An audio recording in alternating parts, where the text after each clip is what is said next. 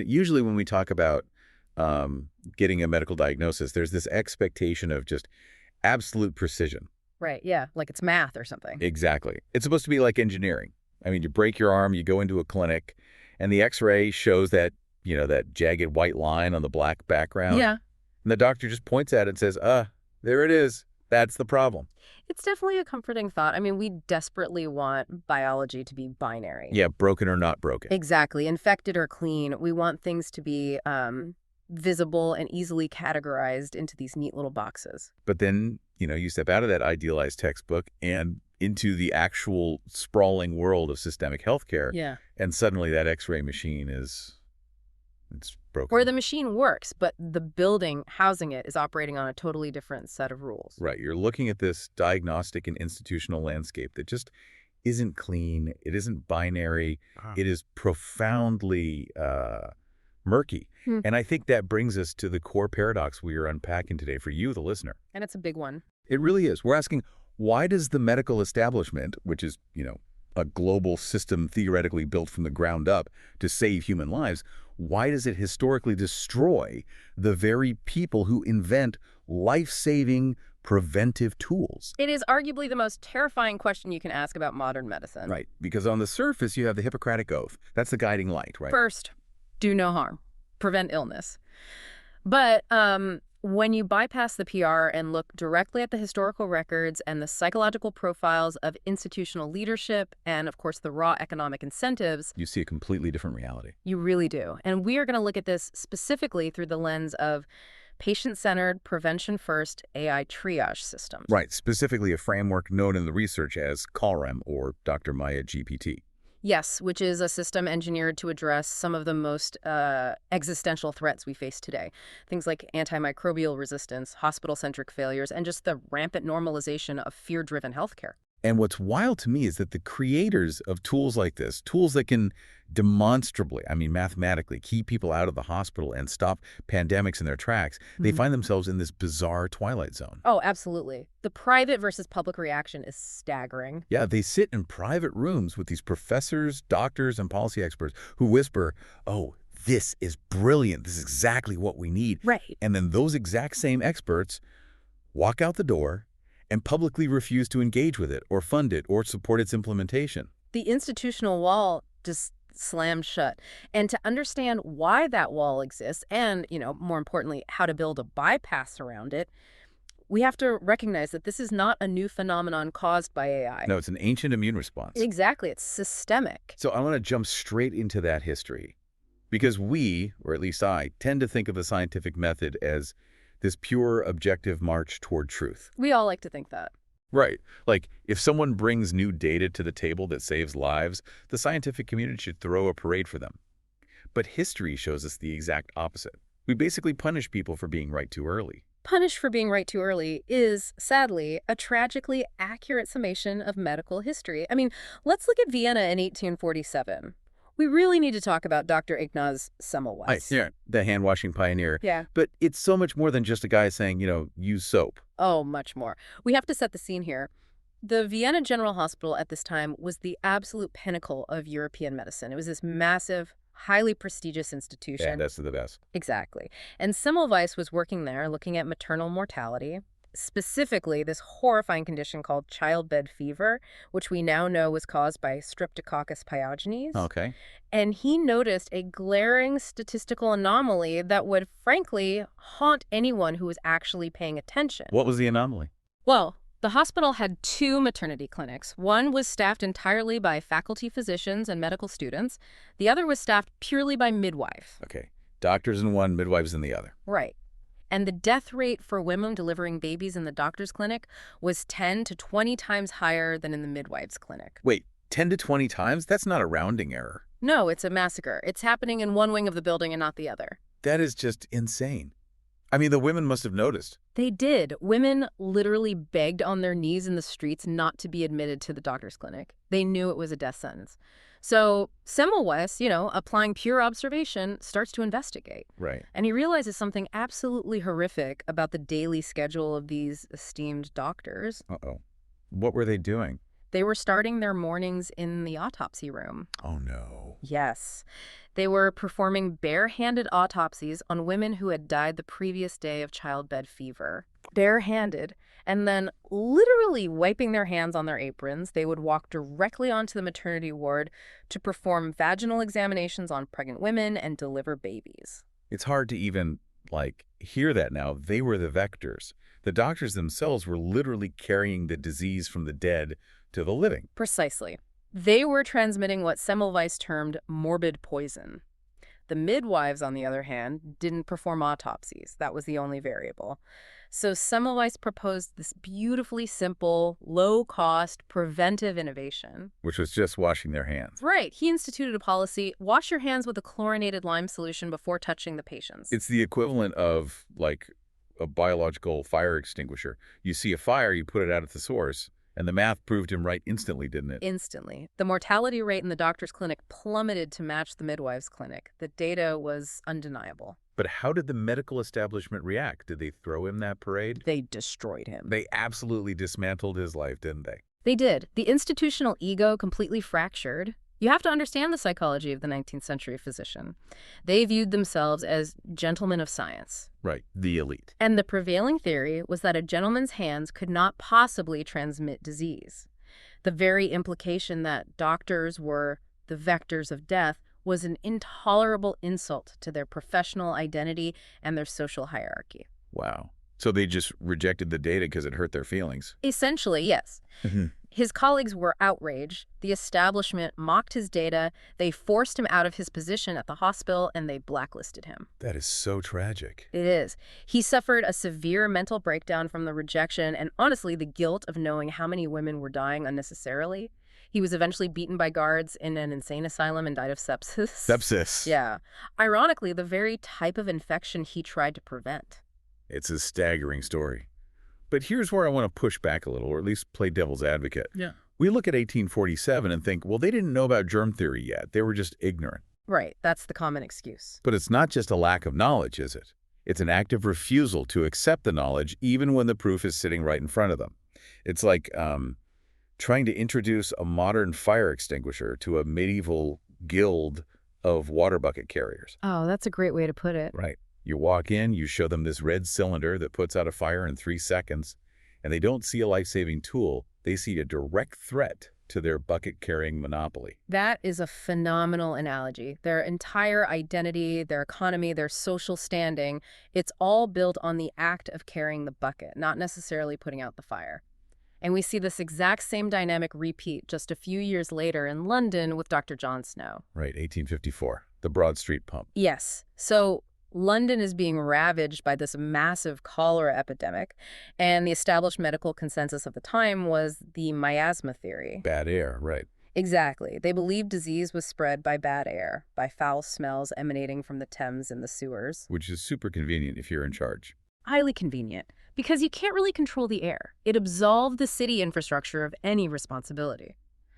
But John Snow, acting as a rogue outsider, decides to ignore the consensus. He starts mapping the clusters of infection, doing this grueling door-to-door boot leather epidemiology. He's actually talking to the families, finding out where they get their water. Exactly. And the data points him directly to a single contaminated water pump on Broad Street in Soho. He proves that cholera is waterborne. He isolates the root cause. So he takes this airtight data to the local authorities, the Board of Guardians. And what do they say? They resist him. They debate him endlessly. The medical establishment doesn't want to hear that their water infrastructure, the very system they oversee, is killing citizens. Right, it threatens their authority. And their established worldview. So what does Snow do? And this is the crucial moment for anyone studying innovation today. He doesn't wait for a peer-reviewed consensus.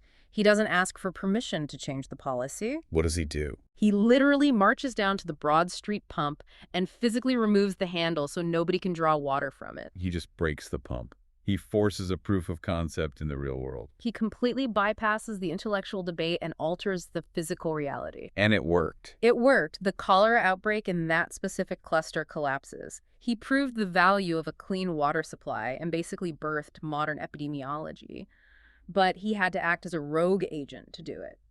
The institution was paralyzed by its own established beliefs. Wow. And we saw this again, didn't we, much more recently, in the 1980s with Barry Marshall and Robin Warren. Oh, the ulcer story. Yes, this is a perfect modern parallel. Up until the 1980s, the medical establishment insisted that peptic ulcers were caused by stress, spicy food, and too much stomach acid. Right. I remember people saying, don't eat that, you'll get an ulcer. Exactly. And the entire gastroenterology industry was built around managing these symptoms with expensive, lifetime antacid prescriptions. It was a massive, highly profitable, bucket-carrying industry. A huge moneymaker. Huge. Then Barry Marshall comes along and says, no, ulcers are caused by a bacterium called Helicobacter pylori. We can cure it with a cheap 2-week course of antibiotics. And the establishment, let me guess, laughed him out of the room. They called him crazy.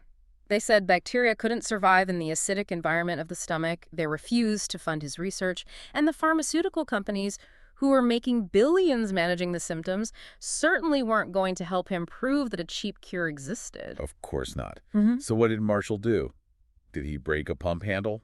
In a way, yes. Much like Snow, he bypassed the system. He literally drank a beaker full of live H. pylori bacteria. He drank the bacteria. He did. He gave himself severe gastritis, and then he cured himself with antibiotics to prove his point. That is wild. He eventually won the Nobel Prize for it, but he had to resort to extreme measures because the medical hierarchy fundamentally rejects disruptive simplicity. Okay, so if we pull these historical threads together, Semmelweis, Snow, Marshall, we see a very clear pattern. But how does this connect to the massive systemic crises we face today? Because the pushback against something like Dr. MyGPT isn't happening in the 1800s. It's happening right now. The through line connects directly to the modern antimicrobial resistance crisis, or AMR. This is perhaps the greatest impending catastrophe in global health, and it was entirely engineered by institutional inertia. Really? How so? Let's go to 1954. Dr. Alexander Fleming, the man who literally discovered penicillin, is giving his Nobel Prize address, and in that speech, he issues a stark, explicit warning to the world. He says essentially, if you use this drug improperly, if you expose bacteria to non-lethal doses, they will mutate, they will become resistant, you will create superbugs. Wow. So he gave us the warning label right out of the gate. Before the industry even fully took off, the inventor said, here is exactly how this will destroy us. And the system completely ignored it. From the 1950s onward, we saw rampant, overzealous, historically unprecedented overuse of antibiotics. Why? Why didn't they listen? Because the healthcare system developed an intense desire to get people into clinics and hospitals. It became a transactional economy. Doctors started relying on rapid pharmaceutical interventions rather than clinical observation, patient education, or home-based prevention. I see. If an anxious parent brought in a child with a viral illness, which, remember, antibiotics cannot treat. Right. Viruses don't respond to antibiotics. Exactly. But the parent demanded a pill to feel better, and the doctor, acting within a system that monetizes the transaction and wants to clear the waiting room quickly, prescribed it reflexively. We treated the greatest medical weapon in human history like candy. And because bacteria evolve rapidly, we basically trained the bacteria to defeat our best weapons. We bred them in our own clinics. By prioritizing immediate transactional treatment over long-term prevention, the system actively engineered the AMR crisis. It is a perfect parallel to Vienna. Just as the doctors in 1847 couldn't admit their hands were dirty, modern institutions have spent decades struggling to admit that their overprescription and hospital-centric business models are breeding superbugs. So the science is clear. Hand washing works. Clean water works. Antibiotics cure ulcers. Overprescribing causes superbugs. The institutions do not resist because the science is bad or the math is wrong. They resist because the innovation threatens their professional identity, their economic foundation, and the established hierarchy of knowledge. That is the crucial takeaway from the history. When an innovation democratizes health, when it puts the power of prevention into the hands of a midwife in Vienna, or a citizen at a water pump, or a patient at home using an AI app, it inherently diminishes the centralized power of the hospital and the physician. It takes away their leverage. Exactly.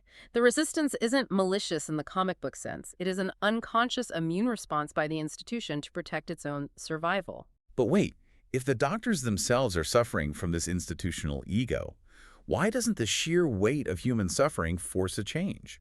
I mean, if we see millions of people dying or suffering, why doesn't the system naturally self-correct? That's the logical question. Right. That brings us to the psychology of the people running these systems. We need to look under the hood at the mental machinery that makes doctors, administrators, and policymakers behave this way. And the research provided for this deep dive introduces a fascinating and honestly slightly chilling concept here. Yes, we have to talk about the concept of the Machiavellian doctor. Okay, let's unpack this, because when I hear Machiavellian, I immediately picture a cartoon villain, steepling their fingers in a dark, smoky room, plotting to keep people sick. Right, like an evil mastermind. Exactly. But the analysis is very clear that this isn't about conscious villainy. It's about systemic, emergent behavior. We usually think of the Hippocratic Oath, first do no harm, but the premise here is that the operating system of modern healthcare is actually built on fear. How does that work in practice? To understand the Machiavellian doctor, you have to look at how systems unconsciously use fear and information asymmetry to maintain control and compliance. Niccolo Machiavelli, in The Prince, wrote extensively about how rulers use fear, rather than love or logic, to maintain order among subjects. Okay. The psychological profiles of large medical institutions show they have adopted a very similar, albeit unconscious, dynamic. Give me an example of how that starts. Where are the roots of this? The historical precedent goes all the way back to the bubonic plague epidemics in medieval Europe. During the plague, doctors wearing those terrifying bird beak masks were the absolute only perceived line of defense against unimaginable suffering and a horrific death. Right, people were desperate. Desperate, and this created a profound, deeply ingrained dependency dynamic in the human psyche. The doctor held the secret knowledge of life and death, and the patient was reduced to an entirely powerless, terrified subject. So the doctor is practically a god in that scenario. Precisely. And that dynamic proved incredibly effective for ensuring total compliance. If you are terrified of dying tomorrow, you will not question the authority figure in the room. You will do exactly what they say, pay whatever they ask, and surrender your autonomy entirely. It's the ultimate leverage. It is. And in the modern iteration, institutions still rely heavily on the fear of illness, suffering, and death to elicit compliance. Like how? Think about how public health campaigns are often structured. They frequently use fear appeals, showing you the worst possible outcome of a disease, the blackened lungs or the grieving family, to make you take a vaccine, swallow a pill, or show up for a screening. Oh, right. Now, the intention might be to keep you safe, but the mechanism is fear. Furthermore, by monopolizing medical knowledge, by speaking in dense Latinate jargon, relying on complex lab tests that only they can interpret, and treating the human body like a proprietary machine that only a certified mechanic can understand, the system creates a paternalistic environment. It treats the patient like a child. Yes. It creates a paradigm where the patient is treated as fundamentally incapable of understanding their own body. You are taught from birth to outsource your inner knowing, your physical intuition, to the external authority figure in the white coat. This makes so much sense, but here's where it gets really interesting to me. The analysis dives into some heavy psychological territory here, mentioning cognitive dissonance and comparing institutional behavior to the concept of the matrix. Yes, the matrix analogy is very apt. Let's explore that, because if a doctor's entire identity is built on being the savior who holds the secret knowledge, what happens when a piece of software comes along and gives that knowledge away for free? This is a vital point for understanding institutional inertia. The system trains individuals, both the doctors inside the matrix and the patients outside it, to obey authority rather than trust their own observations. So what happens when a disruptive innovation like Dr. Maya GPT emerges? A tool that uses advanced pattern recognition to democratize diagnostic knowledge and put it directly on a smartphone in someone's living room. It hands the power completely back to the patient.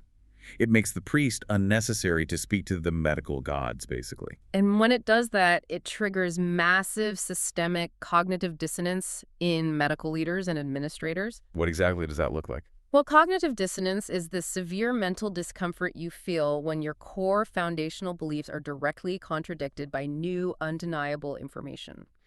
Imagine a hospital administrator who has spent 30 years of their life and millions of dollars of institutional capital believing that complex, expensive hospital infrastructure is the only valid way to deliver care. Okay, I'm imagining it. If you show them a low-cost, AI-driven prevention tool that works at home and accurately diagnoses an infection before the patient ever needs a hospital bed, that AI is a profound psychological threat. It threatens their mental identity. It tells them their life's work is largely obsolete. Exactly. So what does the human brain do to protect itself? It rejects the new truth. They suppress the innovation. They call it dangerous or untested. Not because it doesn't work, but because if it does work, it means their entire worldview, their social status, and their power structures crumble. That is heavy. The psychological analysis notes that a fully empowered individual who understands their own health is uncontrollable. Systems hate the uncontrollable. They want to reduce the patient to a manageable, predictable, fearful frequency. Okay, let's look at the fallout of that. If you build a system based on paternalism and fear, and you strip away someone's free will and agency regarding their own body, what happens to the psychology of the patient? They become hypervigilant and deeply neurotic. They lose the fundamental ability to distinguish between normal bodily sensations and catastrophic illness. And this is where we have to introduce two incredibly important, very expensive terms: viscerosomatic amplification and hypochondria. Let's break those down because the financial cost attached to these psychological states in the research is staggering. Let's start with viscerosomatic amplification. Let's break down the neurobiology here. Your brain is essentially a prediction engine. Right. It constantly compares visceral sensory input, say a slight twinge in your chest muscle or a flutter of gas in your stomach, with your expectations and fears. If the healthcare system has spent your entire life training you to be terrified of your body and to assume every unverified symptom is a potentially deadly disease that requires a doctor to decode, your brain's alarm system becomes hypersensitive. It overreacts. It will literally amplify that benign muscle twinge into a blaring, agonizing alarm. So it's a self-validating vicious cycle. You feel a small pain. You get anxious because you don't have the health literacy to know what it is. The anxiety creates physical tension and autonomic arousal. Your heart rate spikes, you start sweating, your breathing gets shallow. Yes, the fight or flight response. Right, which actually makes the chest pain feel significantly worse, which then proves to your panicked brain that you are, in fact, dying. Exactly. It's a top-down and bottom-up neurobiological loop. Your fear creates the physical symptoms that justify the fear. Now, combine that internal amplification loop with the modern internet, and you get hypochondria. Oh, right. Dr. Google. Yes. Patients who have been stripped of basic health literacy go online. They type chest twinge and sweating into a search engine. The search algorithm, which is optimized for engagement and click-through rates, knows that terrifying results get more clicks. So it doesn't tell them it's indigestion. No, it tells them they are having an acute myocardial infarction, a massive heart attack. It feeds them the absolute worst-case scenario. And what is the real-world economic impact of that? Because it can't be cheap. It is devastating to public health resources. Look at the data from the UK's National Health Service. The NHS spends an estimated £420 million every single year just on outpatient appointments related solely to internet-induced health anxiety. Wait, what? 1 in 5 NHS appointments is driven by irrational, amplified fears rather than organic disease. 420 million. Let that sink in for a second. That's $500 million spent just treating anxiety disguised as physical illness. And it gets worse when you look at emergency departments. Upwards of 12% of all patients presenting to the ER meet the clinical criteria for panic disorder. 12% of the whole ER. Yes.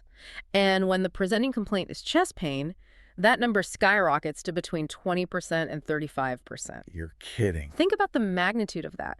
Up to a third of people rushing to the emergency room, tying up triage nurses, taking up beds, convinced they're having a fatal heart attack, are actually experiencing a panic attack. A panic attack amplified by a system that has fundamentally taught them to fear their own biology. Exactly. And what does the hospital do with those patients? They don't just say, you're having a panic attack, go home. No, of course not. Because of liability and protocol, the system runs expensive tests. They run EKGs, they draw blood for troponin levels, they order chest x-rays, sometimes even angiograms. And all of that costs money. A lot of money. And even when the tests come back completely clear, the patients often reject the reassurance. They think, oh, the doctor missed something, because the system hasn't given them the internal tools to understand their own anxiety. So the system generates the anxiety through information asymmetry, and then it turns around and highly monetizes the treatment of that very same anxiety through endless diagnostic tests and specialist referrals. Wow. The system generates the anxiety, then monetizes the treatment of it. But wait. If the doctors themselves are suffering from this cognitive dissonance, why doesn't the free market fix it? Why don't hospital CEOs step in and say, we need to adopt this cheap AI to clear out our waiting room so we can focus on real emergencies? Because that would ruin their business model. Right. That brings us to the actual math of a hospital bed. Because fear and dependency aren't just psychological quirks of a broken system. They are the financial bedrock of the industry. They are the foundation of the modern medical business model. And this is where we have to draw a razor-sharp contrast between the two competing philosophies of health.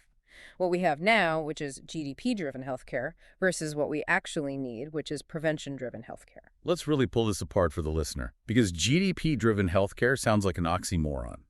GDP is about gross domestic product. It's about maximizing transactions, moving money around. More tests, more beds occupied, more pills prescribed. More billable hours.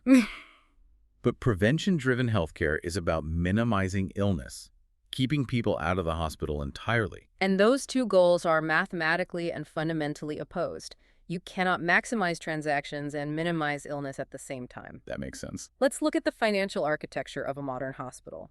The analysis of the Indian hospital industry provided in the sources gives us a perfect, transparent look at the mechanics of this GDP-driven model. The financial data is incredibly stark. To build a standard modern hospital in India, it costs roughly 2 crores per bed. 2 crores. That's 20 million rupees for a single bed. Yes. So imagine a healthcare corporation decides to build a mid-sized 500-bed hospital. At the exact moment they cut the ribbon at the inauguration ceremony, before a single patient has walked through the glass doors, they are in the hole for 1,000 crores. That is a massive, crushing, debt-funded capital expenditure. Hold on. I've always thought of hospitals as these sort of benevolent public utilities, like a fire station or a library. But you're describing a highly leveraged commercial real estate venture with a medical facade. You have a billion-rupee debt hanging over the building like a guillotine. That is exactly what a debt-funded hospital is. And that debt requires immediate, aggressive, relentless servicing. The banks want their money every month. So how do they get it? How does a hospital generate the massive cash flow needed to pay that debt? They employ highly aggressive commission-based models. They look for doctors in the community who already have a large, loyal patient base, and they lure them into the new hospital with commissions. Like a percentage. Say, a 20% cut of whatever gross revenue they generate for the hospital. They also use a predatory contracting system called an MG, or minimum guarantee. How does a minimum guarantee work in medicine? I've heard of that in retail, but medicine. The hospital guarantees a star doctor a massive fixed annual salary, maybe 3 to 4 crore rupees a year. It sounds great for the doctor, but there is a catch in the contract. There's always a catch. The doctor is contractually obligated to generate a multiple of that salary in hospital billing. If they are paid 3 crores, they might have to generate 15 crores in billable services. So the doctors essentially put on a sales quota, like a car salesman trying to hit their numbers at the end of the month, but with human bodies. Yes. The doctor is transformed from a healer into a sales agent for the hospital's infrastructure. And what happens to clinical judgment when you have a multi-crore quota hanging over your head? The system heavily incentivizes the doctor to overprescribe, overtest, and overbill. Give me an example of what that looks like on a bill. If a patient comes in for a standard knee replacement, the base surgical cost might be 2.5 lakhs. But the final bill handed to the family will be 4 lakhs because of added, often completely unnecessary, line items. Extra blood tests, extended hospital stays, premium-branded medications instead of generics. There's an absurd detail in the analysis that blew my mind when I read it. They mentioned that some hospitals literally charge different amounts for an X-ray depending on what body part it is, even if it uses the exact same machine and takes the exact same amount of time. Yes, that is a real practice. They will charge more for an X-ray of your leg versus an X-ray of your chest using the same machine in the same room. Why? Because the pricing isn't based on the actual cost of delivery or the medical value. It's based entirely on what the market will bear, what the insurance will cover, and what the massive debt requires. The entire clinical ecosystem optimizes for maximizing the occupancy of those 500 beds and inflating the billing rates as high as possible. The patient's actual health is entirely secondary to the hospital's financial health. It is a complete and utter abandonment of the ancient philosophy of medicine. The texts contrast this modern corporate monstrosity with Charaka, the ancient Indian physician and foundational figure of Ayurveda. Yes, Charaka codified the ethics of medicine for humanity centuries ago. His foundational non-negotiable principle was that the physician must serve without greed or exploitation. The medical system must act as a shield for the poor, the illiterate, and the voiceless. Which is beautiful. It is. But the modern 1,000 crore hospital model operates on the exact opposite polarity. It actively exploits the asymmetry of knowledge, the fear and ignorance we discussed earlier, to extract maximum wealth from the most vulnerable people in their most desperate moments. And this profit-first paradigm isn't just failing in the billing department, it's failing at the microscopic level. It is the exact reason why we are losing the war against antimicrobial resistance, right? The economics of pharmaceuticals are just as broken as the economics of hospital beds. That is a terrifying reality, but it is entirely economically logical within this broken system. Why are superbugs winning? Because the economic model for developing new antibiotics is fundamentally incompatible with capitalism. How so? Let's look at the pipeline. To develop a single novel antibiotic from initial discovery in a lab, through clinical trials to regulatory approval and market launch, costs a pharmaceutical company roughly £1 billion. £1 billion Oops. for one drug. Yes. Now, put yourself in the shoes of a pharma CEO looking at the product life cycle of an antibiotic. If your scientists develop a truly phenomenal, highly effective antibiotic, a patient takes it for a week or two. The infection is completely cured, the bacteria are eradicated, and the patient stops taking the drug. Right, they're cured. They never need it again. Furthermore, because bacteria mutate quickly, public health officials immediately step in and demand that this new, powerful antibiotic be held in reserve. It becomes a last line of defense. Doctors are instructed not to prescribe it unless absolutely necessary. So wait, let me get this straight. You spend £1 billion to make a product that works perfectly. It cures your customers so fast that they stop buying it in 14 days. And then the government locks your product in a glass emergency case, so almost no one is even allowed to buy it in the first place. Exactly. It is a catastrophic, suicidal business model. Compare that to a drug that merely manages the symptoms of a chronic lifestyle disease, like a statin for high cholesterol or a daily pill for hypertension. You take those forever. The patient takes that drug every single day for decades until they die. That is a highly profitable, recurring revenue stream. Curing an acute infection quickly is wildly unprofitable. Just bad business. Look at the real-world example of an American biotech startup called Achaogen. They actually did it. They successfully developed a new, critically needed antibiotic for multi-drug-resistant infections. They brought it to market. And what happened? And then they promptly went bankrupt because the sales volume was so low it couldn't sustain the company's operating costs. That is incredibly bleak. So if we step back and look at the whole board, we've literally built a global healthcare system where a cured patient or a completely prevented disease is viewed economically as a lost customer. A completely healthy, resilient population would instantly bankrupt the entire modern medical infrastructure. That is the grim, unavoidable reality, and it perfectly explains the institutional resistance we started this deep dive with. This is exactly why low-cost, highly effective prevention AI tools are privately discussed and praised by academics behind closed doors, but publicly avoided and suppressed. Because it kills the golden goose. Exactly. Supporting a software tool that keeps people healthy and at home actively threatens the 1,000 crore debt repayments of the institutional giants. It's the fire extinguisher and the water bucket carriers all over again. If your entire global economy is built on selling highly inflated buckets of water to fight raging fires, you will use every ounce of your power to ban the fire extinguisher. Precisely. The system is functioning exactly as it is economically incentivized to function. Okay, so this brings us to the crux of the issue. How do you fix a system that is economically incentivized to stay broken? The answer is, you don't. You don't ask the bucket carriers for permission to put out the fire. You introduce an innovation that bypasses them entirely. And that brings us to the core case study of this deep dive, Dr. Maya GPT. Enter the fire extinguisher. Dr. Maya GPT, pioneered by Dr. Karyali Srivatsa, is essentially the modern technological realization of Charaka's ancient vision.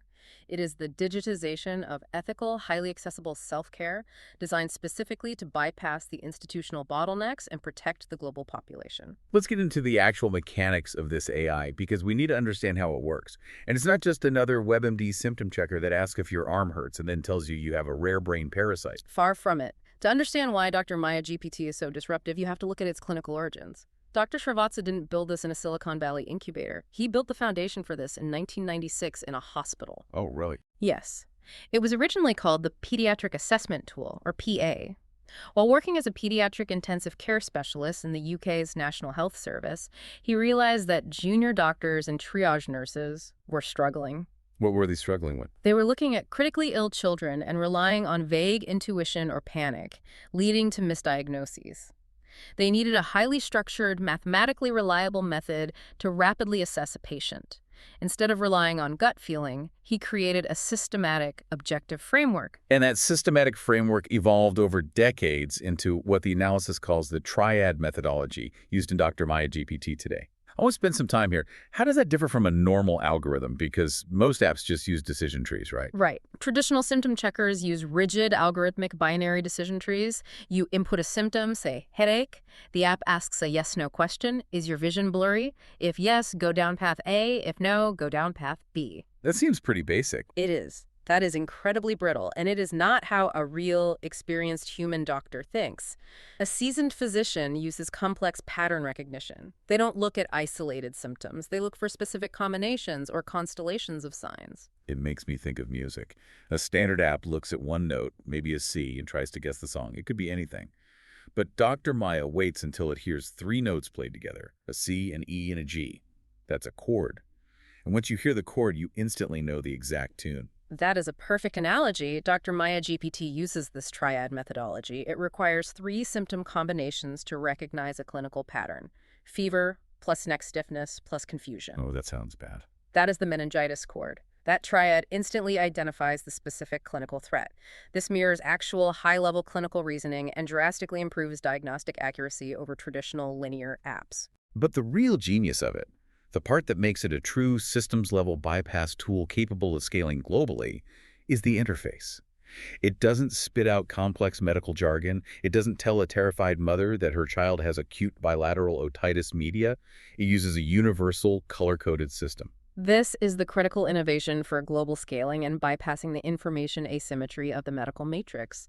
The AI processes the complex triad, but outputs a devastatingly simple instruction categorized into 4 colors: red, yellow, green, and blue. Walk us through the colors. Red means emergency. You need an immediate doctor consultation. Go to the hospital now. Yellow means caution. A pharmacist or local clinic consultation is appropriate. Green means the condition is entirely suitable for simple self-care at home, rest, and hydration. And blue. Blue is the pandemic killer. Blue indicates a potential infectious disease requiring immediate isolation. It means you are contagious, stay in your room, do not go to the waiting room. It's brilliant in its simplicity. It's exactly like giving every single person on Earth a dashboard warning light for their own biology. You don't need to be a mechanic to know how an internal combustion engine works.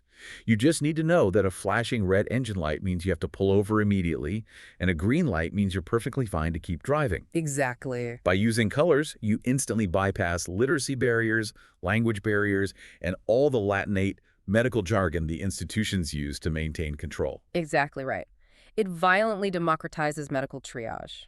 It empowers the patient to know, with clinical sophistication and objective data, whether they actually need to walk into that 1,000 crore hospital and become a customer, or if they just need to stay in bed and drink water. And predictably, because it empowers the patient and directly reduces unnecessary hospital visits, which threatens to starve the beast, the institutions tried to crush it. The suppression was immediate, systemic, and multifaceted. Despite the tool's obvious, mathematically provable ability to prevent pandemics through early detection and the Blue Home Isolation Code, it faced massive resistance from the gatekeepers. What did they do? Well, when Dr. Srivatsa attempted to publish the Maya app to help people identify potential infections during global crises, Google Play flatly refused its publication. Big tech acting as the enforcer for the medical establishment. Yes. They cited policies about only allowing official government health apps. Furthermore, international health organizations, including the WHO and the CDC, were presented with this system and the data supporting it, and they simply ignored it. Just ignored it. Ignored it. Hospital administrators actively resisted implementing it in their triage flows. Why? Because the Maya system threatened the existing power structures. It threatened a system that benefits from complex, opaque processes that require expensive, centralized infrastructure. Right. If patients can safely and accurately triage themselves at home using a free or low-cost AI on their phone, the massive, fear-driven foot traffic that services the billion-rupee debt of the healthcare matrix dries up overnight. So we have a life-saving tool, a literal fire extinguisher for global health. And we have the front doors of the medical institutions firmly bolted shut to protect their business model. The WHO won't help you, Google won't host you, and the hospital won't adopt you. If you are an innovator listening to this, and you are trying to implement a systemic change like Dr. Maya, what do you do? Do you just give up? You absolutely do not give up. You stop knocking on the bolted door. You build a bypass. This is where we get into the tactical application of everything we've discussed. If we know, historically and psychologically, that the institutions will block preventive AI, how do we actually scale it? The analysis outlines a very specific, aggressive 12-month tactical roadmap, and it's based precisely on the historical successes of rogue agents like Jon Snow. Yes. Walk us through this bypass model. What does day one look like? The fundamental strategy here, the mindset shift you must make, is to stop treating the rollout as a medical software integration. If you try to sell this to a hospital purchasing committee or a university medical board, you will fail. They'll just bury it. They will stall you in committees until you run out of funding. Instead, you have to treat this as a grassroots systems-level intelligence operation. You are deploying a resilience tool directly to the population, circumventing the authorities entirely. Okay, let's break it down. Phase 1, the first 3 months. What is the tactical move? The first 3 months are about establishing unquestionable proof of concept outside the institutional gates. Remember Jon Snow? He didn't ask the London City Council to pass a law officially recognizing the waterborne theory of cholera. You just remove the pump handle. Right, and save the neighborhood. You don't ask for policy change, you create parallel legitimacy. You bypass the clinics entirely and deploy the color-coded system directly into the community. You partner with NGOs, women-led community networks, microfinance groups, and set up community health kiosks. You go to the margins. Yes. You target populations that are already underserved or actively exploited by the formal hospital system. In those communities, the AI provides immediate, undeniable value. It tells a mother instantly if her child needs to take the long bus ride to the city hospital, which is red, or if she can manage it at home, green. So you prove it works. You prove it works in the messy real world, not in a sanitized clinical trial controlled by the people who desperately want you to fail. You build a fortress of grassroots data. Okay, so now you have a network of users. Right. What happens in phase 2, months 4 through 6? Months 4 through 6 involve a concept we conceptualize as starving the matrix. I love that phrasing. We touched on the quantum psychology analysis earlier. The idea that you defeat a massive control matrix, not by fighting it head-on, which just feeds it energy, but by withdrawing your attention and your compliance from it. Yes. The hospital system, as we established, requires a constant, massive flow of anxious patients with minor ailments to generate the transaction volume necessary for revenue. In this phase, you train community health workers, people who may not be formal doctors but are highly trusted in their neighborhoods, to use Dr. Maya GPT to handle all the green and yellow cases. The self-care and pharmacist-level cases. The people who are panicking over a benign chest twinge. Right. By empowering the community to handle the green and yellow cases confidently with AI backing, you vastly reduce the foot traffic to the formal hospitals. You siphon off the unnecessary emergency room visits. You take away their customers. You withdraw the energy, the terrified patients that the fear-based system relies on to survive. You don't fight the hospital. You just make it irrelevant for 70% of daily health concerns. The hospital suddenly finds its waiting rooms emptying out. You hit them in the only place they feel pain. The billing department. Okay, phase 3, months 7 through 9. How do you accelerate this? Phase 3 is about leveraging crisis. There's research from Yale Insights that explicitly notes that frontline innovations usually face years of impossible red tape. But crises create sudden, massive windows of opportunity if the advocates are positioned to move fast. Don't let a good crisis go to waste. Exactly. You don't sit around waiting for a once-in-a-century global pandemic. You use local, seasonal outbreaks. Like a seasonal influenza surge or a regional dengue fever outbreak during monsoon season. Exactly. Every year, there are predictable surges that overwhelm local clinics. When the traditional system is visibly buckling under pressure, when there are people sleeping in the hallways of the hospital and the administrators are panicking, you aggressively pilot the blue isolation protocol of Dr. Maya in your established grassroots network. Show them what it can do. You show the community that the AI can instantly identify the infectious cluster. It guides them to self-isolate at home, breaking the chain of transmission, protecting their families without needing to sit in a crowded, highly infectious hospital waiting room. You become the lifeboat while the Titanic is taking on water. You prove the system's value when the legacy system is failing publicly. And then finally, phase 4. Months 10 through 12. You've built the lifeboat. How do you solidify this bypass so the government is forced to adopt it? You completely flip the script on the economics. Phase 4 focuses on the anti-corruption and efficiency angle. You stop talking to doctors about medicine altogether. They won't listen anyway. Exactly. You start talking to finance ministers, treasury officials, and government auditors about economic efficiency. The analysis provides a brilliant real-world precedent for this from India. Oh, the PMJAY smart cards tell that story. The Indian government rolled out the PMJAY smart card system, essentially a massive public health insurance scheme to subsidize health care for low-income populations. Their goal was just to pay for care. But inadvertently, because the billing platform was digitized and centralized, it became a massive AI-powered fraud detection tool. Wow, an accidental auditor? Yes. By digitizing the transactions, the government suddenly had a macro-level oversight over millions of hospital interactions. The system's algorithms automatically detected over 18,000 fraudulent insurance transactions. It caught hospitals claiming to perform surgeries on patients who weren't even there. The government penalized and de-empaneled corrupt hospitals. It caught the institutions padding the bills to hit their minimum guarantee quotas. Precisely. So, your final move is to position Dr. Maya GPT to governments not as a medical device, which triggers the medical lobby to attack you, but as a macroeconomic audit and triage tool. That's incredibly smart. You show the finance minister that by triaging patients effectively at home, the AI prevents hospitals from admitting patients unnecessarily just to hit their quotas. You show the government that Dr. Maya reduces wasteful public health spending and catches systemic fraud before it happens. You align the AI with the government's inherent desire to save money, pitting the state treasury against the greedy hospital system. That is pure Machiavellian tactics used for ultimate good.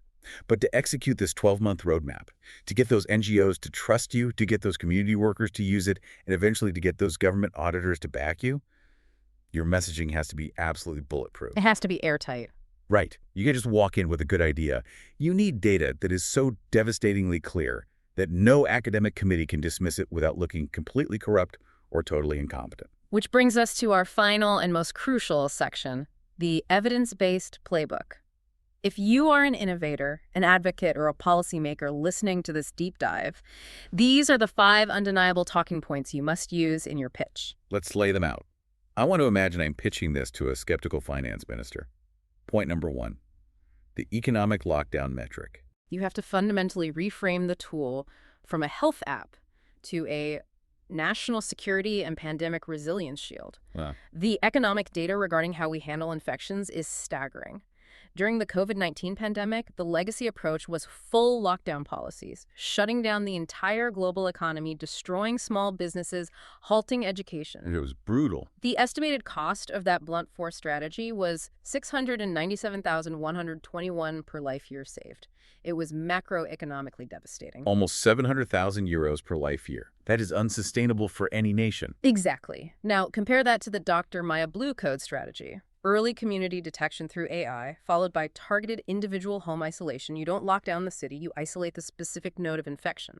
That strategy costs only $206,888 per life year saved. That's less than a third of the cost. It literally saves economies from collapse.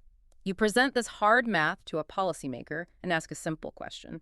Minister, next time a virus hits, do you want to bankrupt your nation with blind medieval lockdowns, or do you want to use an AI shield to isolate only the infected for a fraction of the cost while keeping the economy open? They can't argue with the math. Okay. Point number 2, Sure. the viral cluster proof. This is your clinical ammunition to prove the Blue Code works in reality, not just in theory. In a documented real-world cluster of 120 users during a severe flu season, patients who used the Maya system for early triage and self-isolation prevented an estimated 35 secondary cases in their community. And the control group? The control group, which relied on the traditional system of waiting until they felt terrible and then going to a crowded clinic, that resulted in 18 secondary cases. Wait, I want to make sure the listener grasps the magnitude of that math. The AI prevented an estimated 35 secondary cases compared to 18 in the control group. Yes.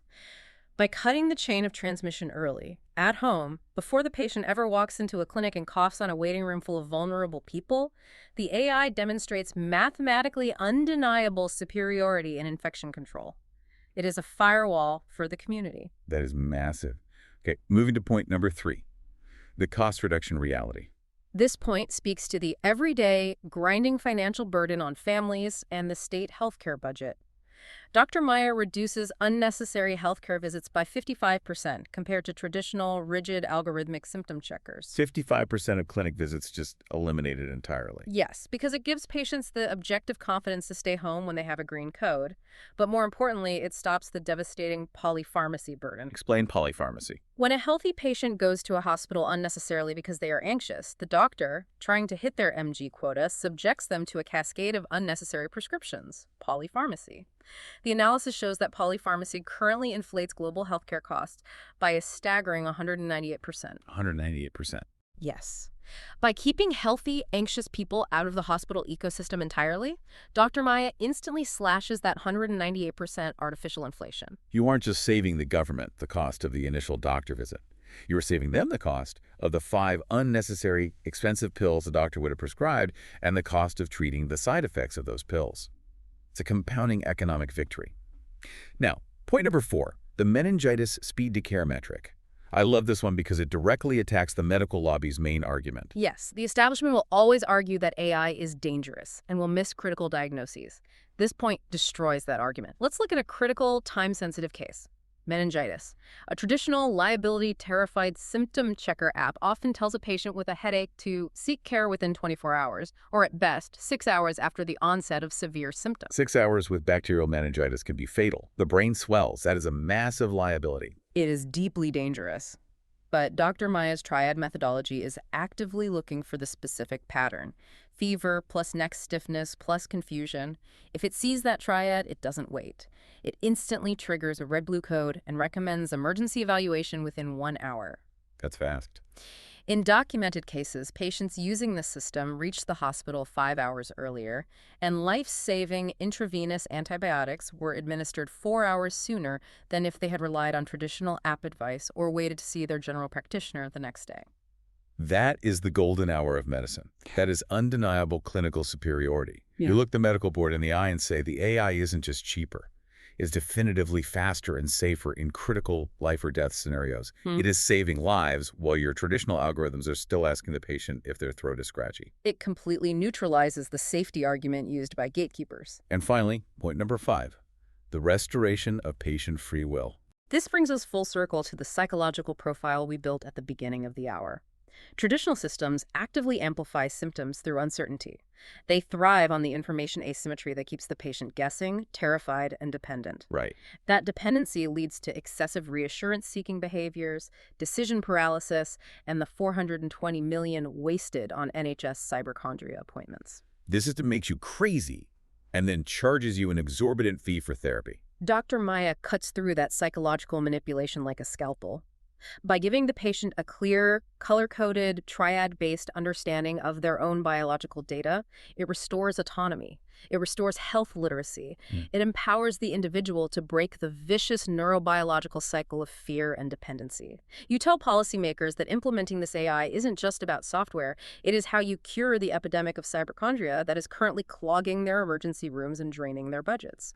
So if you are listening to this and you are trying to scale a disruptive innovation, the playbook is incredibly clear. You do not argue with the doctors about medicine or turf. You will lose that battle. You argue with the policymakers about national security, pandemic economics, hospital wait times, and fraud reduction. You completely change the battlefield. You step out of the hospital entirely and you empower the community. You give the fire extinguisher directly to the people whose houses are burning. This has been an incredibly eye-opening, expansive journey today. Let's summarize what we've unpacked. We started by looking at that simple X-ray, the human desire for clarity, and we realized that the systemic resistance to clarity is a feature of the medical establishment, not a bug. From Semmelweis being run out of Vienna and driven mad for suggesting doctors wash their hands, to John Snow having to act as a rogue agent to break the pump handle in London, to Barry Marshall drinking bacteria, to the modern bureaucratic suppression of Dr. Maya GPT, the pattern is absolutely, terrifyingly identical. It really is. Institutional resistance isn't a sign that an innovation is wrong or dangerous. Historically, fierce institutional resistance is the ultimate, undeniable proof that an innovation is truly disruptive and fundamentally necessary. The institutions, bound by their egos and their massive financial bets, will always protect the buckets. It is entirely up to the innovators, the rogue agents, to distribute the fire extinguishers anyway. As we wrap up this deep dive, we want to leave you with a final provocative thought to mull over, something to explore on your own that builds on everything we've discussed today. If AI systems like Dr. Maya successfully execute this bypass strategy, if they use this 12-month roadmap to put diagnostic power and true health literacy directly into the hands of the community, permanently starving the matrix of its fear-driven revenue, we might not just be looking at the end of corporate hospital monopolies. We might be witnessing the evolution of a fundamentally new kind of human society, one where your first line of medical defense isn't a massive, debt-ridden, infectious building you drive to in a blind panic. Instead, it is a deeply personalized, highly intelligent system that lives quietly in your home, understands your unique biological baseline, empowers you to heal yourself, and catches the next global pandemic before it ever crosses your front door. It shifts the entire paradigm of human existence from anxious reaction to sovereign resilience. So ask yourself this as you go about your week. What happens to the empire of fear when the patient simply stops being afraid? Thank you so much for joining us on this deep dive. Stay curious, keep questioning the systems around you, and always remember that true health begins with your own empowerment.